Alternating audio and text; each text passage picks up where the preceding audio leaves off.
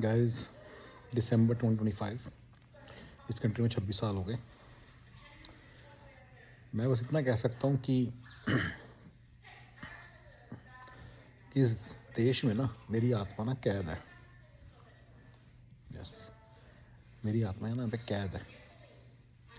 जी करता है बस अभी उठ के यहाँ से भाग जाऊँ।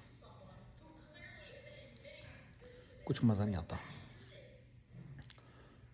अभी स्पेसिफिकली जिस कारण से ये एकदम से लाइक सर्ज ऑफ मतलब डिसकंटेंट हुआ अभी, वो ये कि कभी कभी मन करता है कि इंडिया में इतने सारे गरीब लोग हैं।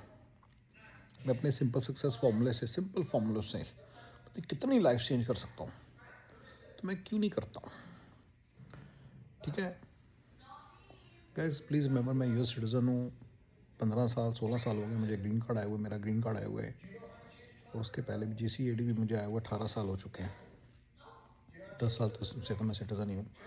फुली सेटल्ड हूँ यहाँ पे, doing very well in life. तो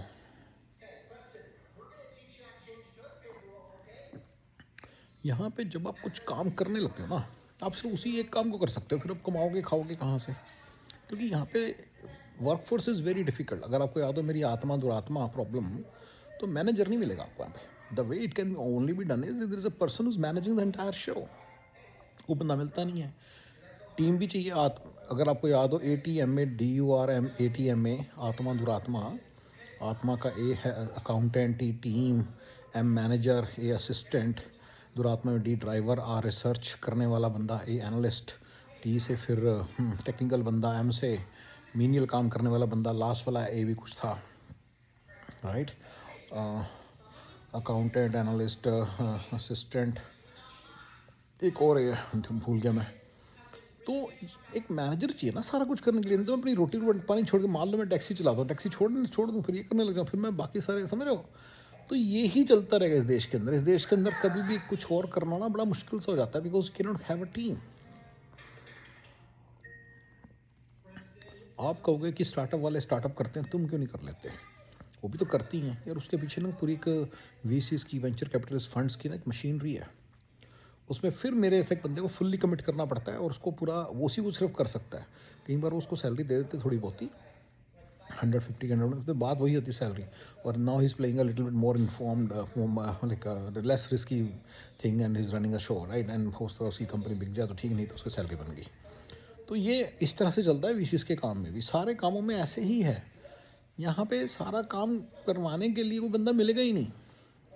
मैनेजर बंदा मिलेगा नहीं करने वाला, कोई टीम बनेगी नहीं आपकी कभी भी। टीम को मैं बोलता हूँ जिन्होंने करना है काम, मैनेजर जिसने काम करवाना है, वो सब कभी होगा ही नहीं। तो मैं फिर कब कर पाऊँगा अपने सपने पूरे? 1000 लोगों की मैं लाइफ चेंज करना चाहता हूँ। मेरे को ऐसे लगता है मैं यार क्या सोच जा रहा हूँ, कर क्यों नहीं रहा? इंडिया चाहता हूँ चुपचाप,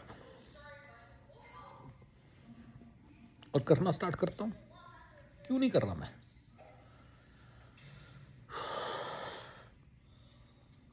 तो बस ये कह सकता हूँ कि इस देश में ना मेरी आत्मा ना कैद है। यहाँ पे कुछ भी करना हो ना, कोई तुम उठते हैं कदम रुक जाते हैं। दिल कहता है अब अब उठ के चल, उठते हैं कदम रुक जाते हैं। वो वाला हिसाब है अपना। यार सारी लाइफ सब कुछ जुगाड़ करवाने करके इंडिया जाना पड़ेगा, फिर जाके करना पड़ेगा, ठीक है ना? फिर जाके होगा। मतलब मैं परेशान हो जाता हूँ। कुछ भी नहीं आगे मूव करता, कुछ भी नहीं आगे मूव करता, और ना कर पाएगा इस केस में। तो बताओ क्या करूं यार? ठीक है ना, समझ नहीं आ रहा यार।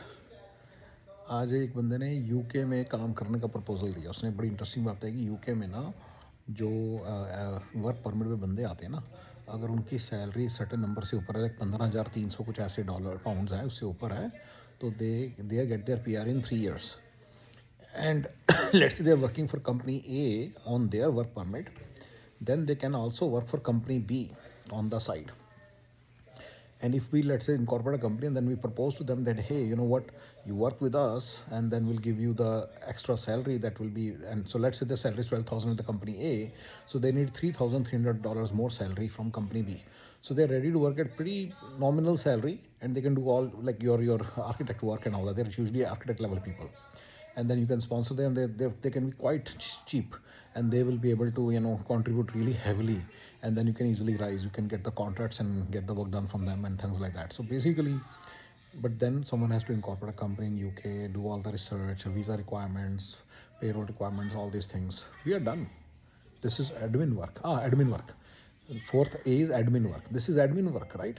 Someone has to do the entire administration. Someone has to run the entire show. कौन करेगा? तो यूके वाले काम में भी यही इशू है, मिशन 1000 में भी यही इशू है, सारे जगहों पे यही इशू है. तो करें क्या बताओ? समझ नहीं आता. मतलब मैं परेशान हो जाता हूँ, क्या करूँ यार. कभी लगता है वैंकूवर में ऑफिस खोल लूँ, कभी लगता है दुबई में ऑफिस खोल लूँ. वैंकूवर में ये बेनिफिट है कि वैंकूवर सिर्फ 2.5 घंटे दूर है फ्लाइट वाइज. तो सुबह मानो कि आप तो चले गए. और जो दुबई है उसका ये बेनिफिट है कि वहाँ पे जाऊँगा तो इंडिया पेरेंट्स होंगे, और वहाँ पे कंपनी खोलना इज़ मच मोर स्ट्रीमलाइन, और वहाँ पे ना डिसिप्लिन वर्कफोर्स मिलना इज़ वेरी इजी. बहुत डिसिप्लिन वर्कफोर्स मिल जाती है. इंडिया में मुझे इशू आया था स्केल करते समय, डिसिप्लिन वर्कफोर्स ही नहीं मिली. उनके लिए मैनेजर चाहिए था एक बंदा. मैं मैनेजर्स ढूंढने की बात कर रहा हूँ, मुझे मैनेजर्स चाहिए. वहाँ पे उन मैनेजर्स के ऊपर नजर रखने के मैनेजर चाहिए, तो सवाल ही नहीं पैदा होता. तो इंडिया में मेरा तो यही एनालिसिस है कि इंडिया में अगर आपने कंपनी अपनी खोली है तो आपके पॉलिटिकल हैं, आप थोड़ा बहुत गुंडागर्दी कर सकते हो, करवा सकते हो, तो चलेगा काम. नहीं तो हर कोई बंदा ना पंगे करने लग जाता है, तो स्केल नहीं करता ऑपरेशन. ठीक है ना. और अगर एक लोकल बंदा बैठा तो प्लीज़ रिमेंबर उसके पास ये सब स्किल्स होते हैं. ये जान पहचान, तो उसके साथ कुछ ना कुछ वो उनको हम्बल करता रहता है. नहीं तो एम्प्लॉयज़ को कभी सिर पे खड़े होते हैं. ये इंडिया की स्टोरीज़ हैं. दुबई में सारे इश्यूज़ नहीं हैं. दुबई दूर बड़ा है, ठीक है ना. इंडिया तो खैर दूर है ही.